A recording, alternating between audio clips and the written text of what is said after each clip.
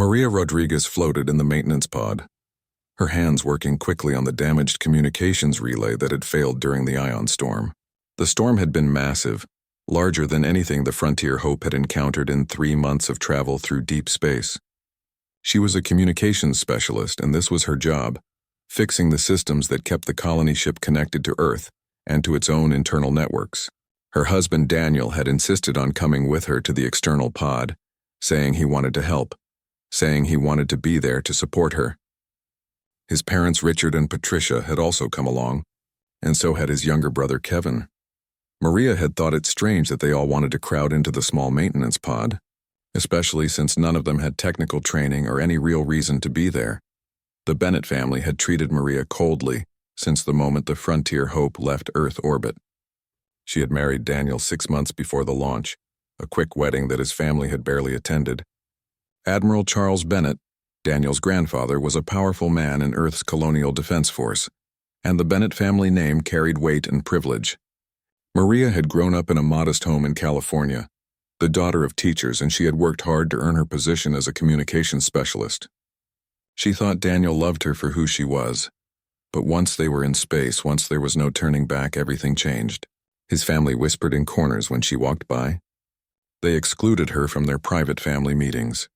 Patricia made comments about Maria's background, about how she was not quite suitable for their prestigious family line. Richard ignored her completely, looking through her as if she did not exist. Daniel had become distant, cold, sleeping in a separate cabin and barely speaking to her except when duty required it. Maria finished securing the relay and turned to tell Daniel that they could return to the ship. The pod was cramped with 5 people inside, and she wanted to get back to the main vessel where she could breathe more easily. But when she turned, she saw Kevin moving toward the airlock, and Daniel was following him. Richard stood at the control panel, his fingers moving across the screen with purpose. Patricia stood beside him, her face expressionless and cold. Maria felt a sudden spike of fear, an instinct that something was very wrong. She started to move toward them, but then she heard a mechanical clunk, a sound she recognized immediately. The docking clamps were releasing. The pod shuddered and began to drift away from the Frontier Hope. Maria lunged for the control panel, but Richard blocked her path. She tried to push past him, but he was larger and stronger, and he shoved her backward. Patricia watched with those cold eyes, not speaking, not moving to help. Through the viewport, Maria saw Kevin and Daniel climbing through the airlock back into the ship. They were leaving her. They were abandoning her in space. She screamed at them, pounding on the viewport, but the airlock door sealed shut. The pod continued to drift, moving away from the massive colony ship with its thousands of sleeping colonists. The communications channel crackled to life, and Richard's voice came through the speakers, calm and measured. "Nothing personal, my dear," he said, "but the Bennett family cannot have its bloodline diluted. You were always temporary." The words hit Maria like physical blows. This had been planned. They had sabotaged the pod, waited for the right moment, and now they were murdering her in the cold emptiness of space. She tried to activate the pod's thrusters, but the controls were dead. She checked the systems and found that someone had carefully disabled the main power couplings. The emergency beacon had been turned off, its circuits fried. Even the backup communications array had been damaged beyond her ability to repair with the limited tools in the pod. Patricia's face appeared on the small video screen, her expression still cold and emotionless. "You should have known better than to marry above your station," she said. "Daniel needs a wife from a proper family, someone who can help advance his career and maintain our reputation. You were a mistake that needed to be corrected." The screen went dark. Through the viewport, Maria watched as the Frontier Hope began to move, its massive engines glowing as it prepared to jump to faster than light speed. She pounded on the controls, trying anything to restore power, to send a distress signal, to do something that might save her life. But it was useless. The Bennetts had been thorough. The colony ship jumped, and in an instant it was gone. Maria was alone in a small maintenance pod, drifting in an unmapped region of space with no way to call for help and no hope of rescue. She slumped in the pilot's chair, her mind trying to process what had just happened. Her husband had helped murder her. His entire family had conspired to kill her, to get rid of her as if she were nothing more than an inconvenient problem. The betrayal cut deeper than the fear, deeper than the knowledge that she was going to die out here. She had trusted Daniel, had believed him when he said he loved her, had thought she was building a life with him. It had all been a lie. Maria forced herself to think, to push past the shock and the hurt. She was going to die, that was almost certain, but she could at least try to survive as long as possible. She checked the pod's resources and found that she had 2 weeks of oxygen if she was careful, along with minimal water and some emergency food rations. The pod had been designed for short repair missions, not for long-term survival. She began shutting down every system that was not essential, conserving power and oxygen. She recorded a message on the pod's internal computer, explaining what the Bennett family had done, hoping that someday, somehow, someone might find the pod and learn the truth. Days passed slowly in the cramped pod. Maria rationed her food and water carefully, taking only small sips and tiny bites. She watched the stars through the viewport, watched as the pod drifted through empty space, pulled by gravitational forces she could not see or predict. She exercised in the small space to keep her muscles from atrophy, did mental calculations to keep her mind sharp, and tried not to think about how she was going to die. The cold crept in as she reduced life support to minimal levels, and she wrapped herself in the emergency thermal blankets, shivering constantly. Her breath came out in visible puffs of vapor. Her fingers and toes went numb.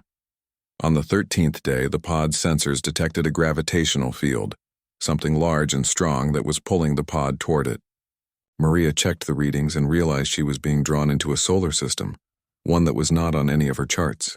The pod began to shake as it entered the outer atmosphere of a planet, a world covered mostly in water. She had no control over the descent, and the pod's heat shields were failing, damaged by the sabotage and the long drift through space. Maria strapped herself into the crash harness, knowing these were probably her final moments, knowing that after everything she had survived, she was going to die in a crash on an unknown world. The pod hit the water's surface with tremendous force, and Maria's body slammed against the harness straps despite the padding. The impact rattled her teeth and blurred her vision, but the harness held. For a moment, the pod floated on the surface, bobbing in waves that seemed enormous compared to the small vessel. Then water began pouring in through the cracked seals, and the pod started to sink. Maria's hands fumbled with the harness release, her fingers clumsy from the cold and the impact. The water was surprisingly warm compared to the freezing pod interior, but it was rising fast, already up to her waist. She finally got the harness unbuckled and lunged for the emergency hatch release. The lever was stuck, corroded by the long exposure to space and damaged by the sabotage. Maria pulled with all her strength, but it would not move. The water was up to her chest now, and panic threatened to overwhelm her. She forced herself to breathe slowly, to think clearly. There had to be another way out. She looked around the flooding cabin and saw the viewport, already showing cracks from the impact. If she could break it completely, she might be able to swim out before the pod sank too deep. Maria grabbed the heavy tool case and swung it at the viewport with desperate strength. The cracks spread wider. She swung again, and on the fourth impact, the viewport shattered outward. Water rushed in even faster now. But Maria pushed herself through the opening, ignoring the cuts from the broken material. She kicked hard, swimming up toward the light she could see filtering down from above. But the pod was sinking fast, and it was pulling her down with the suction of its descent. Her lungs burned as she fought against the pull, swimming with every ounce of strength she had left. The pod disappeared into the darkness below her, and Maria continued to swim upward. Her vision was starting to go gray at the edges, her chest screaming for air. Just when she thought she could not hold her breath any longer, her head broke the surface. She gasped, sucking in air, coughing and choking on the water she had swallowed. The sky above was a strange color, more purple than blue, with 2 small moons visible even in the daylight. Waves lifted her up and dropped her down, and she had to focus all her energy on staying afloat. Maria looked around for any sign of land, but saw only water in every direction. The ocean stretched to the horizon on all sides, endless and empty. She was exhausted from the ordeal, weak from 2 weeks of minimal food and oxygen, and she knew she could not swim for long. The warm water was a blessing compared to the frozen pod, but it would not save her from drowning if she could not find something to hold on to. She tried to float on her back to conserve energy, but the waves kept washing over her face. Hours passed, or maybe it was only minutes. Maria's sense of time had become distorted. The twin suns were setting on the horizon, painting the sky in shades of orange and red and purple that she had never seen before. She was so tired. Her arms and legs felt like lead weights, and it was getting harder to keep her head above water. Part of her wanted to just let go, to sink beneath the waves and let the ocean take her. At least it would be faster than slowly drowning. At least the Bennetts would not have the satisfaction of knowing exactly how she died. But something in Maria refused to give up. She had survived the betrayal, survived 2 weeks in a damaged pod, survived the crash and the sinking. She was not going to die now, not like this. She forced her arms to move, forced her legs to kick, forced herself to keep breathing. The sky grew darker as the sun set completely, and the 2 moons rose higher, casting silver light across the water. Strange sounds echoed across the ocean, calls and songs from creatures she could not see. Some sounded almost like music, haunting and beautiful. Maria's strength was finally giving out. Her kicks became weaker, her arms barely moving. Water washed over her face, and she did not have the energy to push herself back up. She was sinking, slowly but inevitably. The moonlight filtered down through the water, creating patterns that danced before her eyes. She thought of her parents back on Earth, who would never know what really happened to her. She thought of the injustice of it all, how the Bennetts would face no consequences for their crime. She thought of Daniel's face, the way he had looked at her with cold indifference as he abandoned her in space. Then something grabbed her. Maria's eyes flew open in terror, expecting some sea monster, but instead she felt strong hands pulling her upward. Her head broke the surface again and she gasped for air. Someone was holding her, keeping her afloat. She tried to focus her vision and saw a man's face, dark eyes filled with concern. He was speaking to her, but she could not understand the words. Everything was becoming fuzzy and distant. She felt herself being lifted, felt solid surface beneath her instead of water. Warm air surrounded her and bright lights hurt her eyes. The man was still speaking, his voice calm and reassuring even though Maria could not understand the language. She tried to respond, to thank him, but all that came out was a weak cough. Water poured from her mouth and nose. Strong hands pressed on her chest, forcing more water out. She coughed again violently, her body convulsing with the effort. Someone was wrapping her in something warm and soft. The lights dimmed to a more comfortable level. Maria tried to stay awake, tried to understand where she was and who had saved her, but exhaustion pulled her down into darkness. She drifted in and out of consciousness, catching fragments of sensation. The hum of engines, voices speaking in that unfamiliar language, warmth slowly returning to her frozen limbs, gentle hands checking her pulse, examining her injuries. Someone gave her water to drink. Just small sips at first, and it was the most wonderful thing she had ever tasted. Later there was warm broth, rich and nourishing. Maria's body accepted it gratefully, desperate for nutrition after 2 weeks of starvation rations. When she finally woke fully, she found herself in a small cabin on what appeared to be some kind of boat or vessel. The walls were curved and smooth, made of a material she did not recognize. Equipment blinked with soft lights, displaying information in a written language she could not read. Through a round window she could see the ocean stretching away, calm now under the light of the 2 moons. She was wrapped in thermal blankets and she could feel the steady thrum of engines beneath her. The man who had saved her entered the cabin, carrying a cup of something that smelled like tea. He smiled when he saw her awake and he spoke in accented but clear English. "You are safe now," he said. "I am John Blackfeather, scout of the Cherokee people. You are on the world we call Ama Ivwi Egwa." Maria stared at him in confusion, trying to process his words. Cherokee people, she thought. That was an Earth tribe, Native Americans who had lived in North America centuries ago. How could they be here on an alien planet? But she was too weak to ask questions, and John seemed to understand. "Rest now," he said gently. "We will talk when you are stronger. You have been through much, and you need time to heal." Maria woke in a room unlike anything she had ever seen. The walls curved in organic shapes, smooth and warm to the touch, almost as if they had been grown rather than built. Light filtered through panels that seemed to glow from within, casting gentle illumination without any visible bulbs or fixtures. The bed beneath her was incredibly comfortable, made from woven fibers that cradled her body perfectly. Through a circular window she could see water stretching to the horizon, but this time she was safe, warm, and dry. She sat up slowly, testing her body. Everything ached, but she was alive. Her cuts had been treated with some kind of gel that had already accelerated the healing process. She was wearing soft clothing that was not hers, simple but well made in colors that reminded her of the ocean and sky. The door opened and a woman entered, perhaps in her 50s, with long black hair streaked with silver. She wore clothing that mixed traditional patterns with clearly advanced materials, and she carried a tray with food and drink. "Slowly, child," the woman said in perfect English. "You have been through much. I am Helen Walkingstick, healer of our community. You must eat and drink to restore your strength." Maria took the offered food gratefully, finding it was a mixture of fish, vegetables, and grains that tasted fresh and delicious. As she ate, Helen explained where she was.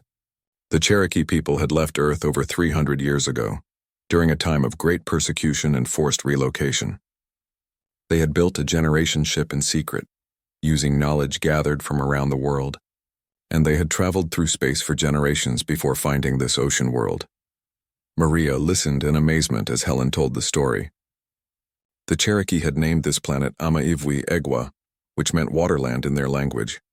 They had built floating cities that moved with the ocean currents, developed technology that worked in harmony with the planet's ecosystem, and maintained their culture and traditions across the centuries. They had known that other human colonies existed in space, but they had chosen isolation, wanting to build something new without interference from Earth's governments that had caused them so much pain. Over the next few days, Maria recovered her strength. John Blackfeather visited her often, bringing her meals and telling her more about his world. He was tall and strong, with kind eyes and a quiet confidence that made her feel safe. He explained that he worked as a scout, part of a tradition that honored both ancient Cherokee warriors and modern explorers. His job was to monitor the ocean, track weather patterns, watch for any threats, and rescue anyone in trouble. He had been tracking the strange object that fell from the sky, following it as it crashed into the ocean, and he had dove deep to pull her from the sinking pod. Maria finally felt strong enough to tell her own story. She told John about the Bennetts, about the betrayal, about being abandoned in space to die. She told him about the sabotaged pod, about Richard's cold words, about watching her husband leave her to drown in the void. John listened with growing anger, his jaw tight and his hands clenched. "Among my people," he said, "family is sacred. What they did to you is beyond understanding. It is a betrayal of everything that makes us human. But you are here now and you are under our protection. The Bennett family cannot reach you here." Helen came to check on Maria each day, teaching her about the healing practices that combine traditional Cherokee medicine with advanced biotechnology. The Cherokee had learned to use the native plants and creatures of their ocean world, creating remedies that worked remarkably well with human biology. Maria watched in fascination as Helen prepared medicines from seaweed extracts, from the oils of certain fish, from flowers that grew on the few islands scattered across the planet. The science was sophisticated, but it was applied with a philosophy that emphasized balance and respect for nature. When Maria was well enough to walk, John took her outside to see the Cherokee settlement. She stepped out onto a platform that floated on the ocean, part of a massive city that stretched across the water. The structures were beautiful, mixing organic curves with geometric precision, built from materials that seemed to be part living organism and part advanced composite. Walkways connected the various platforms, flexible bridges that swayed gently with the waves. People moved about their daily business, some tending floating gardens where vegetables and grains grew, others working on equipment, still others teaching children or creating art. The city was called Tsalagii, John explained, which simply meant Cherokee Place. It was home to about 5,000 people, one of 3 major settlements on the planet. The platforms could move with the ocean currents, following the schools of fish and the patterns of weather. Everything was designed to be sustainable, using solar power, wave energy, and careful resource management. The Cherokee had learned from Earth's mistakes, building a civilization that took only what it needed and gave back to the ecosystem.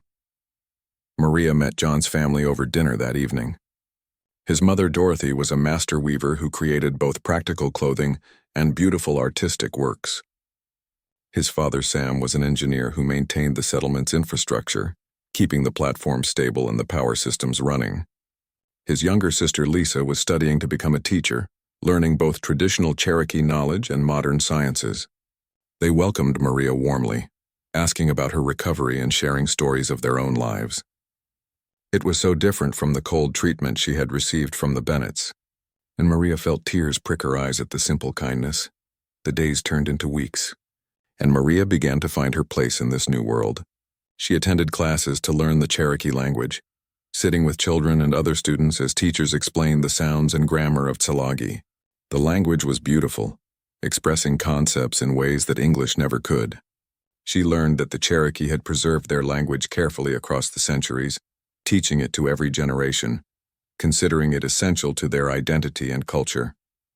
Maria found herself enjoying the challenge, her technical mind appreciating the structure, while her heart responded to the music of the words. John showed her the scout outpost where he worked, a facility filled with sophisticated equipment for monitoring the planet. Screens displayed weather patterns, tracking systems showed the migration routes of the native sea creatures, and deep sensors measured ocean currents and temperature changes. The technology was equal to anything Maria had seen on Earth or on the Frontier Hope, but it was designed with different priorities. Everything emphasized sustainability, long-term thinking, and working with the natural systems rather than against them. They stood together on an observation platform one evening. Watching the sunset paint the ocean in brilliant colors, John pointed out the various sea creatures that were visible from this height. The dolphin-like Adelvi that the Cherokee had formed a symbiotic relationship with, the great filter feeders that processed tons of water every day, the bioluminescent swarms that rose from the depths each night, creating a light show across the ocean. This world was alive in ways that felt almost magical to Maria, so different from the sterile corridors of a colony ship. John turned to her as the last light faded. "You are happy here," he said. It was not quite a question. Maria smiled and nodded. "I never felt at home on the Frontier Hope," she admitted. "I thought it was because of the Bennetts, because of how they treated me. But I think it was more than that. That whole mission, the Colonial Defense Force, all of it was about conquest and control. Here with your people, everything is about harmony and balance. I feel more at peace than I ever did on Earth or in space." John smiled, and Maria saw warmth in his eyes that made her heart beat faster. "I am glad," he said quietly. "I am very glad you are here." 3 months after her rescue, Maria had become part of the daily life in Tsalagi. She worked alongside Helen in the healing center, using her technical knowledge to help maintain the medical equipment and learning the traditional practices that made Cherokee medicine so effective. The healing center was a beautiful building at the heart of the settlement, with rooms designed to be calming and peaceful. Patients came for everything from minor injuries to serious illnesses, and Maria watched Helen work with a combination of scientific precision and intuitive understanding that impressed her deeply. Helen taught Maria about the native plants of Ama-Ivi Egwa, showing her which ones could reduce inflammation, which could fight infection, which could ease pain. They cultivated many of these plants in special gardens on the platforms, tending them carefully. Maria learned to prepare medicines, grinding dried leaves, extracting oils, mixing compounds according to recipes that had been refined over generations. She also helped Helen understand the more technical aspects of their equipment, the scanners and analyzers that could detect diseases at the cellular level, the cultivation tanks where certain medicinal organisms were grown in controlled environments. The work was satisfying in ways that her job on the Frontier Hope had never been. There she had fixed communication systems, important work but ultimately just maintaining machines. Here she was helping people heal, making a direct difference in their lives. Patients thanked her, brought her small gifts, treated her with genuine respect. Children who came to the clinic with scraped knees or upset stomachs smiled at her and called her by name. Maria felt herself becoming part of a community in a way she never had before. Her friendship with John had deepened into something more. They spent their free time together, exploring the settlement and the surrounding ocean. John taught her to swim properly in the warm waters, showed her the best spots for diving, introduced her to the Atelvi who were curious about the new human. These dolphin-like creatures were intelligent, playful, and had formed a partnership with the Cherokee over the centuries. They helped with fishing, warned of dangerous predators, and seemed to enjoy interacting with humans. Maria laughed as they circled her, chirping and clicking in their complex language. John showed her the small islands that dotted the ocean, places where trees grew and birds nested. The Cherokee visited these islands regularly, but did not build permanent structures on them, preferring to let the land remain wild. They would come for picnics, for ceremonies, for quiet reflection. John and Maria sat on a beach one afternoon, watching the waves roll in, talking about their lives. He told her about growing up on this world, learning the old stories from his grandparents, training as a scout, dreaming of exploring beyond the known waters.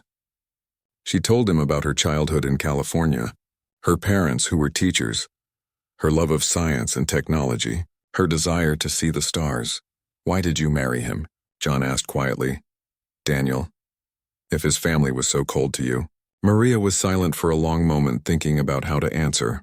"I thought I loved him," she finally said. "He was charming at first, attentive, interested in everything I said. It was only after we married, after the ship launched, that I saw the truth. By then it was too late. I was trapped on a vessel heading into deep space with people who hated me." John reached over and took her hand. "You are not trapped anymore," he said. "You are free here, free to be whoever you want to be." Maria squeezed his hand, feeling the warmth and strength in his grip. "I know," she said softly, "and I am grateful every day that you found me, that you saved me, that you brought me here." John smiled, and they sat together in comfortable silence, watching the sunset paint the sky in brilliant colors. The two moons rose as the light faded, and the bioluminescent creatures began to glow in the water, creating a magical display. This world was beautiful, Maria thought, and these people were kind. She was beginning to feel like she belonged. The Cherokee Council invited Maria to attend one of their meetings, held in the great circular building at the heart of Tsalagii.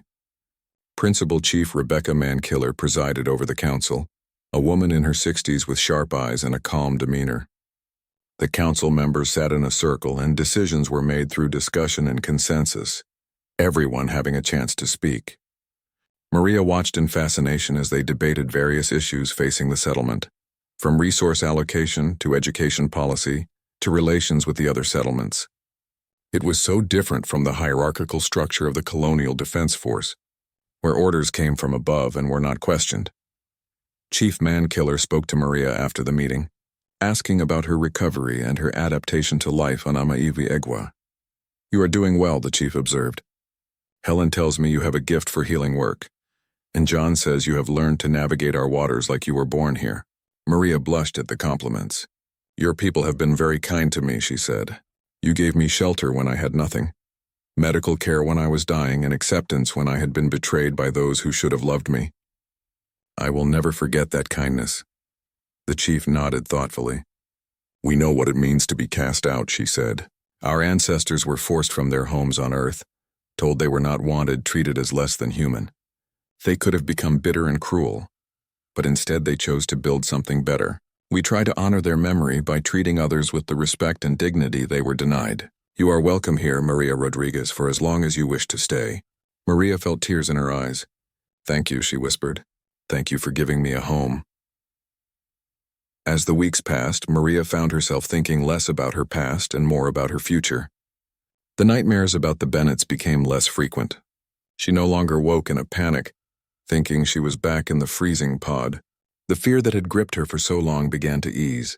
She laughed more readily, smiled without forcing it, felt genuine joy in small moments. Working with Helen, swimming with John, learning the language, becoming part of the community, all of it was healing her in ways that went beyond the physical. John's family had embraced her completely. Dorothy taught her to weave, showing her the traditional patterns and the stories they told. Each design had meaning, representing aspects of Cherokee history and values. Maria learned slowly, her fingers clumsy at first, but Dorothy was patient and encouraging. Sam showed her how the settlement's engineering systems worked, explaining the wave generators that produced power, the water purification systems, the structural supports that kept the platform stable. Lisa became like a sister, someone Maria could talk to about anything, someone who understood the challenges of being a young woman finding her place in the world. One evening, John took Maria to a special place, a small platform at the edge of the settlement where people went to think and reflect.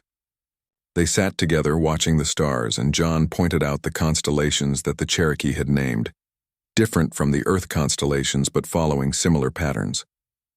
He told her the stories associated with each one, tales of heroes and spirits and lessons learned. Then he turned to her, his expression serious. "Maria," he said, "I need to tell you something. These past months, getting to know you, spending time with you, I have come to care for you deeply, more than just as a friend. I know you have been through terrible things, and I do not want to pressure you, but I needed you to know how I feel." Maria looked at him, this brave man who had saved her life, who had been patient and kind, who had helped her heal. She thought about how she felt when she was with him, the warmth and safety and genuine affection. This was so different from what she had felt with Daniel. This was real. "I care for you too, John," she said quietly. "You have given me so much, not just saving my life, but helping me find myself again. I was broken when you found me, and you helped put me back together. I do not know what the future holds, but I know I want you in it." John smiled, and he leaned forward, kissing her gently. Maria kissed him back, feeling a happiness she had not thought possible just months ago. Maria was working in the healing center when the alarm sounded.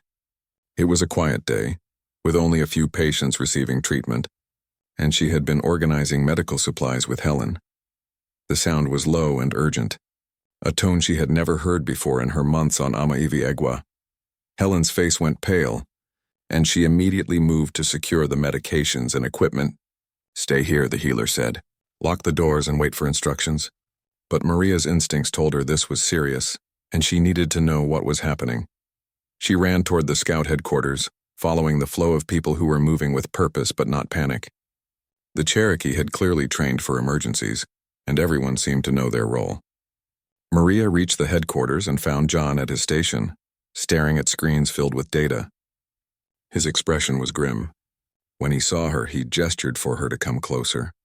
"You need to see this," he said quietly. His fingers moved across the controls, and one of the large wall displays showed a familiar shape. The Frontier Hope had returned to the system. Maria felt her blood turn to ice. The colony ship was back, hovering in the outer reaches of the solar system. Long-range sensors showed smaller craft launching from the main vessel, beginning a search pattern. "They are looking for something," John said. "Looking for your pod. They want to make sure there is no evidence of what they did." Chief Man-Killer entered the room, followed by several council members and senior scouts. Her face was calm, but Maria could see the concern in her eyes. Peter Swimmer, the chief of scouts, was already coordinating the response. "Our stealth systems are active," he reported. "The settlement is invisible to their sensors, but we need to ensure they do not find the pod wreckage. If they discover it is missing, they may expand their search." Maria stepped forward, her mind racing. "They cannot know I survived," she said. "If they suspect I am alive somewhere in the system, they will search every planet, every moon. They have too much to lose if I can tell anyone what they did." Chief Man-Killer nodded thoughtfully. "What do you suggest?" Maria took a deep breath, thinking through the implications. "We need to give them what they expect to find. The pod, with evidence that I died in the crash. Make it look like the ocean creatures destroyed most of the remains, but leave enough that they can confirm my identity. They need to believe the case is closed, that I am dead and there is no threat to their lie." The chief considered this, then looked to John. "Can it be done?" John was already working the calculations. "The pod is deep, but we can reach it. We would need to move fast, stay ahead of their search pattern. If we plant the evidence correctly, make it look natural, they should accept it. But there are risks. If they detect us, if they see any sign of our technology, they will know there is an advanced civilization here. Everything our ancestors built, everything we have protected for centuries could be exposed." Maria felt the weight of that responsibility. "I will not let that happen," she said firmly. "Your people saved me. I will not be the reason you are discovered." The plan came together quickly. John and his team would recover the pod from the ocean depths where it had been resting. The Cherokee's biotechnology experts would create convincing biological evidence using samples from Maria herself. They would stage the scene to look like she had died on impact, that her body had been partially consumed by the native sea life, a natural process on this world. It had to be perfect, convincing enough that the Bennetts would accept it without question. Maria worked with the biotechnology team, providing tissue samples and blood. The scientists grew the material carefully, aging it to match the timeline, adding the chemical markers that would result from exposure to the ocean environment. They prepared her personal effects, the items that had been in the pod, making sure everything looked appropriately weathered and damaged. Her uniform, her identification tags, her wedding ring, all the things that would confirm her identity beyond doubt. John led the dive team personally, refusing to let anyone else take the risk. Maria wanted to go with them, but he insisted she stay at the headquarters. If something goes wrong, he said, if we are detected, you need to be here where it is safe. Promise me you will stay. Maria promised reluctantly, hating the feeling of helplessness. She watched on the monitors as John's team descended in their specialized craft, moving silently through the water. The Cherokee technology was impressive, leaving almost no detectable signature, but the Frontier Hope's sensors were sophisticated. The team reached the pod and began the delicate work of staging the scene. They placed the biological evidence carefully, scattered Maria's belongings in a pattern that suggested they had been disturbed by sea creatures, and damaged the interior to make it look like the crash had been catastrophic. Every detail had to be perfect. They positioned the pod on a shallow reef where the Frontier Hope's search pattern would eventually find it, but not so easily that it would seem suspicious. The whole operation took hours, with John's team working in shifts to avoid exhaustion. Back at the headquarters, Maria monitored the Frontier Hope's search progress. She could hear their communications intercepted by the Cherokee's sophisticated equipment. Daniel's voice came through, directing the shuttle crews, his tone filled with false concern. "Keep searching," he ordered. "My wife is out there somewhere. We need to find her, need to bring her home." The hypocrisy made Maria sick to her stomach. He sounded like a grieving husband when in reality he was a murderer, checking to make sure his crime had been successful. Patricia Bennett's voice joined the communications, speaking to one of the shuttle pilots. "Focus on the planet with the largest ocean," she said coldly. "That is where the pod's trajectory would have taken it. If there are any remains to be found, they will be there." Maria listened to the woman who had watched her being abandoned to die, who had stood beside her husband as they sabotaged the pod, and she felt a burning anger. But she forced herself to stay calm, to think clearly. Anger would not help now. What mattered was convincing these people that she was dead. John's team finished their work and began the careful journey back to the settlement. They stayed deep, moving slowly to avoid creating any disturbance that might be detected. The hours crawled by as Maria watched their progress on the monitors. Finally, they surfaced near Cherokee, and the craft docked with the main platform. John emerged looking exhausted but satisfied. "It is done," he reported to Chief Mankiller. "The scene is set. Now we wait for them to find it." The waiting was the hardest part. The Frontier Hope's shuttles continued their search pattern, methodically covering the area. Maria barely slept, watching the monitors tracking their progress. On the third day, one of the shuttles altered course, heading directly for the reef where the pod had been placed. They had found it. The communications burst to life with excited reports. "We have located the pod," the pilot announced, moving in for recovery. "There are signs of severe impact damage," requesting additional support for salvage operations. More shuttles converged on the location. Maria watched as they carefully extracted the pod from the reef, lifting it with tractor beams. The recovery team entered the damaged vessel, and their reports came through in clinical detail. "Extensive damage to the hull," one technician said. "Evidence of catastrophic water breach. Biological remains consistent with human tissue, partially consumed by native scavengers. Personal effects recovered, including uniform insignia and identification tags. DNA analysis confirms identity as Lieutenant Maria Rodriguez." She felt numb, hearing her own death confirmed by strangers. The Bennetts had won, or so they thought. Daniel Bennett's voice came through the communication system, heavy with false emotion. "My wife," he said, his voice breaking in a performance worthy of an actor. "She is really gone. I had hoped somehow that she might have survived. But seeing this, the evidence, I know she died in that crash. It was all I could do to keep my composure during the repair mission. If only I had insisted she stay on the ship. If only I had gone to fix the relay myself. This is my fault." Maria listened to her husband's lies and felt nothing but contempt. He was good at this, she had to admit. Anyone listening would believe he was genuinely grieving. Patricia Bennett's response was more controlled but equally false. "Daniel, you cannot blame yourself," she said with manufactured sympathy. "The ion storm damage was unpredictable. The pod systems failed.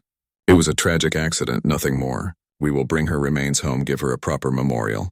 It is all we can do now." Richard Bennett added his own comments, praising Maria's service and dedication, speaking of what a terrible loss this was for the Colonial Defense Force.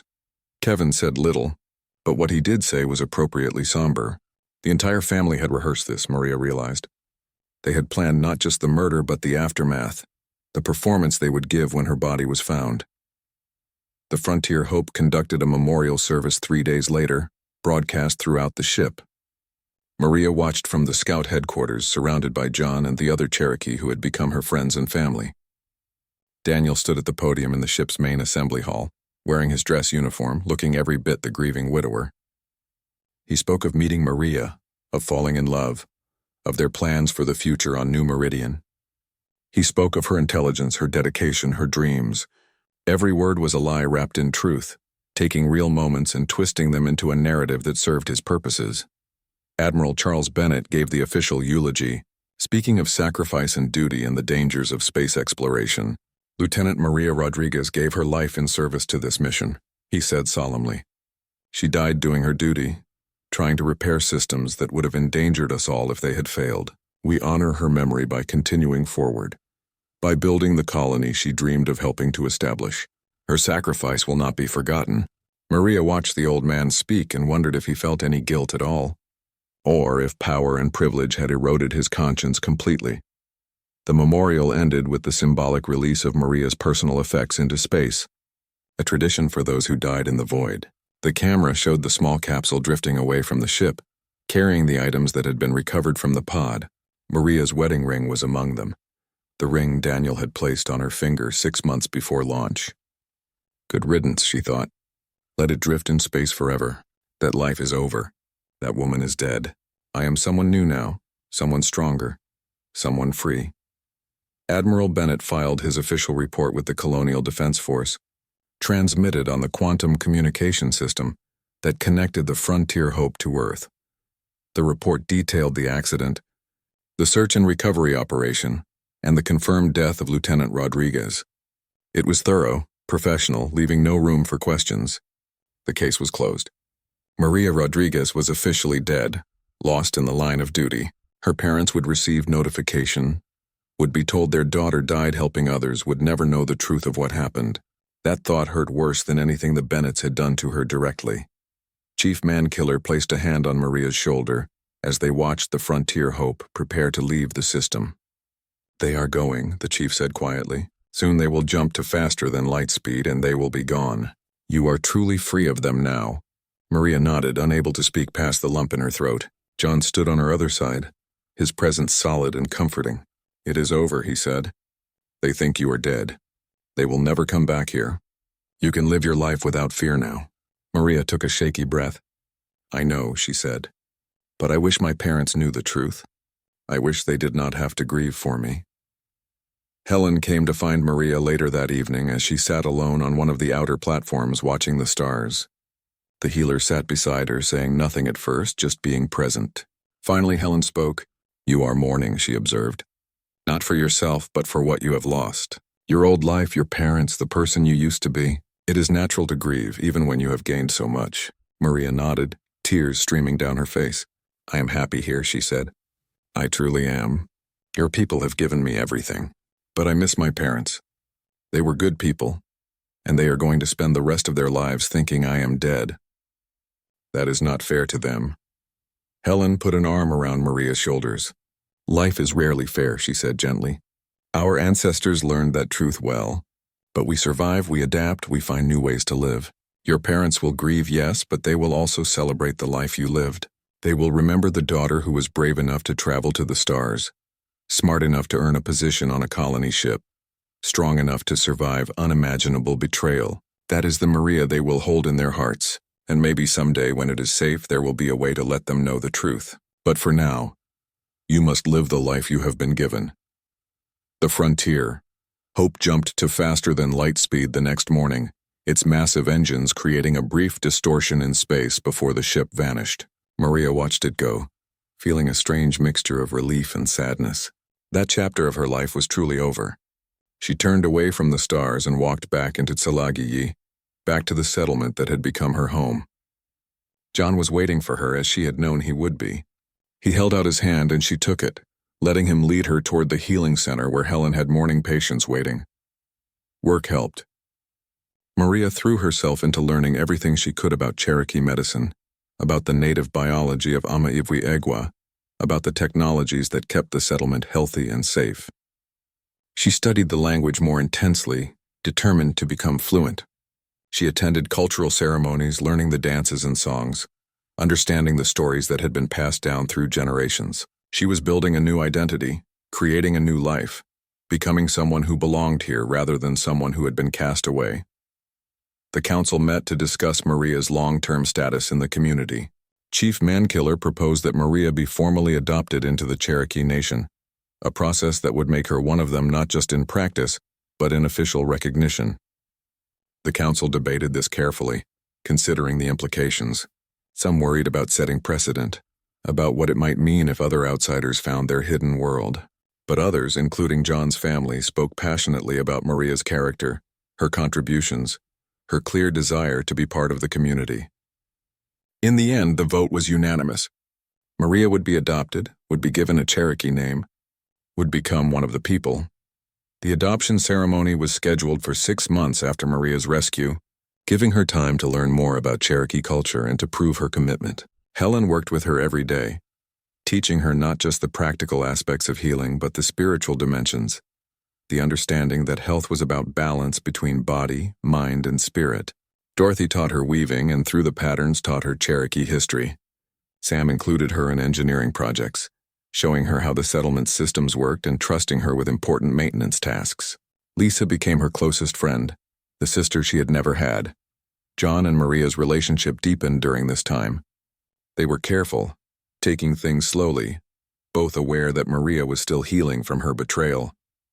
But love grew between them naturally, built on mutual respect and genuine affection. They swam together in the warm ocean, explored distant reefs, lay on island beaches talking about everything and nothing. John told her about his dreams of exploring beyond the known waters, and Maria shared her love of science and discovery. They were partners in the truest sense, equals who made each other better. The day of the adoption ceremony arrived with perfect weather, the sky clear and the ocean calm. The entire community of Tsalagi gathered on the central platform, along with visitors from the other Cherokee settlements on Amaivwiegwa. This was an important event, rare and significant. The last time someone had been adopted into the nation was over 50 years ago, when a lost explorer from a different human colony had stumbled upon one of their outposts. That person had proven worthy, had become Cherokee, and had lived out their life as one of the people. Maria had prepared carefully for this ceremony. She wore the traditional tear dress that Dorothy had woven for her, its patterns telling the story of water and survival and rebirth. The fabric was beautiful, mixing traditional Cherokee designs with adaptations for life on this ocean world. She had learned the words she would need to speak in Tsalagi, practiced them over and over until her pronunciation was correct. Helen had helped her understand the spiritual significance of what was about to happen. The transformation from outsider to family member. Chief Mankiller stood at the center of the gathering, wearing her ceremonial regalia. She raised her hands for silence, and the crowd quieted immediately.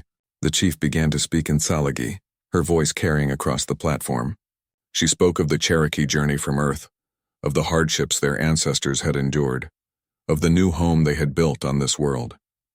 She spoke of the importance of community, of how the people had survived by holding together, by accepting those who proved themselves worthy.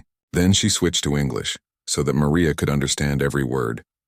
"We gather today to welcome a new daughter into our nation," Chief Mankiller said. "Maria Rodriguez came to us as a stranger, cast out by those who should have protected her, left to die in the vastness of space. But she survived. She fought for her life with courage and determination. When John Blackfeather pulled her from the drowning waters, he saved not just a life, but a spirit that refused to be broken. In the months since, Maria has shown us who she truly is. She has learned our language, embraced our culture, contributed to our community. She has proven herself worthy to stand among us as one of the people." Helen stepped forward, carrying a bowl of water taken from the ocean that surrounded them. "This water gave you life," the healer said to Maria. "It nearly took your life, but instead it delivered you to us. Let it now be a symbol of your rebirth, of the old self washing away and the new self emerging." Maria knelt and Helen poured the water over her head, blessing her in the traditional way. The water was warm and clean, and Maria felt it running through her hair, down her face, soaking into the tear dress. It felt like a baptism, a washing away of Maria Rodriguez and the birth of someone new. Dorothy came forward next, carrying a woven belt with intricate patterns. "This belt tells your story," she said. "The drowning, the rescue, the healing, the acceptance. Wear it and remember where you came from, but also remember where you are going." She tied the belt around Maria's waist, adjusting it carefully. Sam approached carrying a tool, a specially crafted knife with a handle made from ocean wood and a blade of advanced alloy. "Every Cherokee carries a tool," he explained. "It represents our ability to shape the world around us, to build and create and maintain. This is yours, made by my own hands for you." Maria accepted it with tears in her eyes, understanding the significance of such a personal gift. Lisa stepped forward holding a book, handwritten in both Tsalagi and English. "This is your history now," she said with a smile. "The stories of our people, from the old days on Earth to the present day on Amaivi Egwa. Read it, learn it, pass it on to your children someday." Maria hugged her young friend, overcome with emotion. John came last, and he carried nothing in his hands. Instead, he spoke from his heart. "Maria," he said loudly enough for everyone to hear, "you came to us as a drowning woman, and you have become a healer. You came as an outsider, and you have become family. You came alone, and now you are surrounded by those who love you. I speak not just as the scout who found you, but as the man who has come to love you. Welcome home." Chief Mankiller raised her hands again. "Maria Rodriguez, you have heard the words of our people. You have received the symbols of your new life. Now I ask you, do you choose to become Cherokee? To take on the responsibilities and joys of being one of us? To honor our traditions and help build our future? Do you choose to become Amaidohi, water woman, daughter of this ocean world and sister to all who live here?" Maria stood tall, speaking the words she had practiced in Tsalagi first, then in English so everyone would understand. "I choose this," she said clearly. "I choose to be Cherokee. I choose to be Amaidohi. I choose this family, this community, this life. The old Maria Rodriguez died in the cold waters of space. Let her rest in peace. I am reborn here now as one of you." The community erupted in celebration. There was singing and dancing, food spread across tables, children running and playing. The Atelvi came close to the platform, leaping from the water in their own form of celebration, as if they too understood the significance of what had happened. Maria was embraced by person after person, welcomed officially into families and clans, given small gifts and words of encouragement. She felt overwhelmed by the love and acceptance so different from anything she had experienced with the Bennetts, or even in her earlier life on Earth. The celebration continued into the night. Traditional Cherokee dances were performed, their meanings explained to Maria as she watched. There were dances of thanksgiving, dances of celebration, dances that told stories of the past.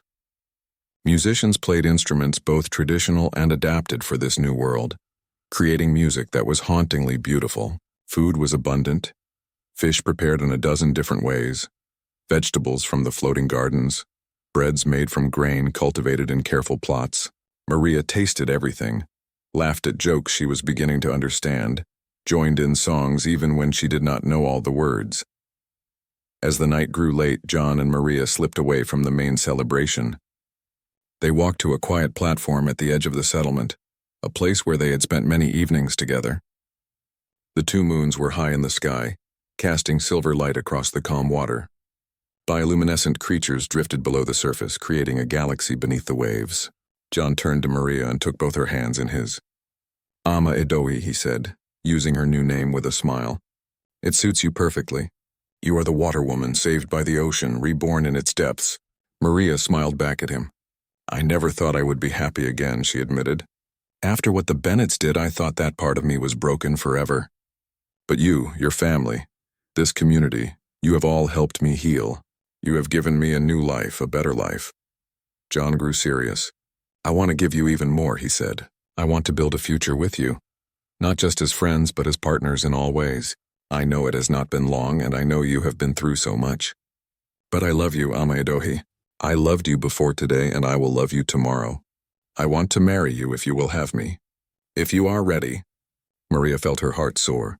She had known this was coming, had felt the direction of their relationship, but hearing the words still filled her with joy. "I love you too, John Blackfeather," she said.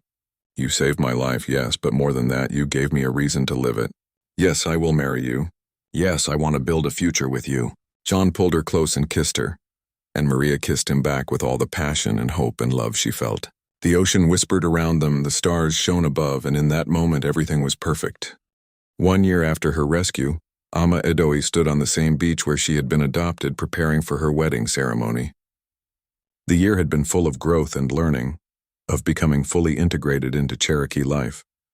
She was fluent in Tsalagi now, speaking it as easily as English. Her work at the healing center had expanded, and she had developed several new treatments by combining traditional Cherokee medicine with her technical knowledge. Patients came specifically to see her, trusting her skills and appreciating her gentle manner. She had published research on the medicinal properties of native ocean plants, work that was shared with the other settlements and added to the collective knowledge of the people. Helen and Dorothy had helped her prepare for this day, dressing her in a wedding outfit that mixed tradition with personal meaning. The tear dress she wore was new, woven by Dorothy specifically for this occasion, with patterns that told the story of Ama Edohi and John. There were symbols for water and sky, for healing and exploration, for two lives joining into one. Her hair was adorned with flowers from the island trees, small white blooms that smelled sweet and fresh. She wore the belt Dorothy had given her at the adoption ceremony, now a treasured part of her identity. The knife Sam had crafted hung at her side, a reminder that she was capable and strong. John waited for her at the center of the gathering, dressed in his own ceremonial clothing. He looked handsome and proud, and when he saw her approaching, his face lit up with a smile that made her heart race. The entire community had gathered again, along with visitors from the other settlements and even some of the Atel Vyi who swam in the shallow water nearby. Chief Man-Killer would perform the ceremony, blending Cherokee traditions with the personal vows that John and Ama Edohi had written for each other. The ceremony began with songs, voices rising in harmony to celebrate love and union. Then Chief Man-Killer spoke about marriage in Cherokee culture, about how it was a partnership of equals, about the responsibilities each person took on. She talked about the importance of respect, communication, and supporting each other through all the challenges life would bring. John and Ama Edohi stood facing each other, holding hands, looking into each other's eyes as the chief spoke. The love between them was visible to everyone watching, genuine and deep and true. When it was time for vows, John spoke first. Ama Edohi, he said in Tsalagi, then switched to English so all could understand. When I pulled you from the drowning waters, I saved a life. But in the time since, you have saved mine in ways I cannot fully express. You have brought new light to my days, new purpose to my work, new joy to my heart. I vow to stand beside you always, to support your dreams, to share your burdens, to celebrate your victories. I vow to be honest with you, to respect you, to love you through all the days of our lives. You are my partner, my friend, my love. I am honored to become your husband. Ama Edohi took a shaky breath, emotion threatening to overwhelm her. John Blackfeather, she said, you gave me more than life when you rescued me. You gave me hope when I had lost all hope. You gave me family when I had been cast out. You gave me love when I thought I could never trust again. The Bennetts tried to destroy me, but through their cruelty, I found my way to you and to this wonderful community. I vow to be your partner in all things, to stand beside you in your work, to support your dreams as you have supported mine. I vow to honor the Cherokee ways you have taught me, to help build the future of our people, to be the best wife and community member I can be. I love you with everything I am, and I will love you with everything I become. Chief Man-Killer smiled and held up a woven cord, 7 strands of different colors woven together into a strong rope. This cord represents your marriage, she said. 7 strands for the 7 clans of the Cherokee people. Each color represents a different aspect of life that you will share. Red for passion and courage, blue for peace and harmony, white for purity and truth, black for strength in difficult times, yellow for joy and celebration, green for growth and renewal, purple for the spiritual connection that binds you.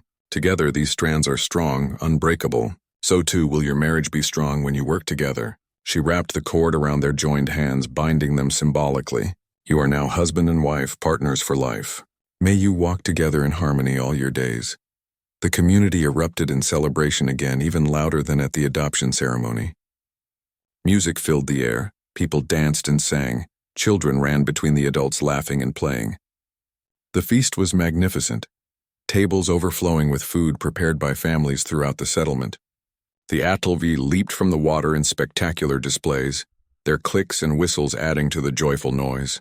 Ama Idoe and John were surrounded by well-wishers, hugged and congratulated by everyone. It was overwhelming in the best possible way, a celebration of love and community and the future they would build together. As the celebration continued, Sam approached the newlyweds with an announcement. He and Dorothy had a wedding gift for them, something special. He led them to a small platform that had been constructed at the edge of the settlement, a private dwelling that would be their home. It was beautiful, designed with input from both families, with spaces for living and working, for privacy and for welcoming guests. There was a workshop for John's equipment, a lab where Ama Idoe could develop new medicines, and a large window that looked out over the endless ocean. "This is yours," Dorothy said with tears in her eyes. "Build your life here. Raise your children here, grow old together here. You are family now, and family takes care of family." The days turned into weeks and the weeks into months. Ama Idoe and John settled into married life, finding rhythms and routines that worked for them. They both continued their work, John as a scout and Ama Idoe as a healer. But they also made time for each other, for adventures and quiet moments. They explored distant reefs, swam with the ITLVI, visited the other settlements. They talked for hours about everything, sharing thoughts and dreams and fears. Their love deepened with each passing day, built on a foundation of mutual respect and genuine partnership. 2 years after the wedding, Ama Idoe discovered she was pregnant. The news filled her with joy and also some fear. She had never imagined being a mother, had not allowed herself to dream that far during her time with the Bennetts. But now, with John beside her and the support of the community around her, she felt ready. Helen guided her through the pregnancy, using both traditional wisdom and modern medical knowledge to ensure mother and baby stayed healthy. John was attentive and excited, talking to Ama Idoe's growing belly, preparing their home for the new arrival, reading everything he could about infant care. The baby was born on a calm morning with Helen and Dorothy assisting. It was a girl, healthy and strong, with her father's dark eyes and her mother's determined expression. They named her Nina, which meant strong in Cherokee, and gave her the middle name of Hope, to honor the journey that had brought her parents together. Ama Idoe held her daughter for the first time and felt a love so powerful it took her breath away. This tiny person was the future, a symbol of everything good that had come from the terrible things Ama Idoe had endured. As Nina grew, Ama Idoe taught her daughter about both sides of her heritage. She told her about Earth, about the stars, about the science and technology that made space travel possible, but she also taught her Cherokee traditions, the language and stories and values that had sustained the people across generations. Nina learned to swim almost before she could walk, playing in the warm ocean waters with the ITLVI, who seemed to adopt her as one of their own. She learned to weave from her grandmother Dorothy, to fix things from her grandfather Sam, to heal from her mother and Helen. She was Cherokee through and through, but she also carried the knowledge that humanity was scattered across the stars, that there were other worlds and other ways of living. Sometimes, late at night when Nina was sleeping and the settlement was quiet, Ama Idoe would think about her parents back on Earth. They believed she was dead, had grieved for her, had moved on with their lives carrying that loss.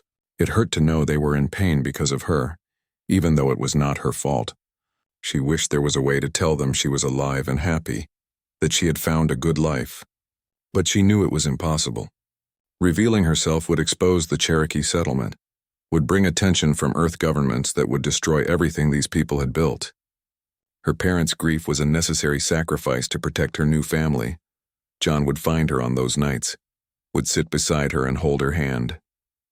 They would talk about the past and the future, about the life they had built together. He never dismissed her feelings, never told her to just forget her old life. He understood that she carried both identities within her, that she was simultaneously the Maria who had been betrayed and the Ama Idoe who had been reborn. Both were real, both were part of who she was. And he loved all of her, past and present, scars and strengths. Years passed in peace and contentment. Nina grew into a bright and curious child, then a thoughtful teenager, then a capable young woman. She chose to become a scout like her father, training in the traditions of exploration and protection.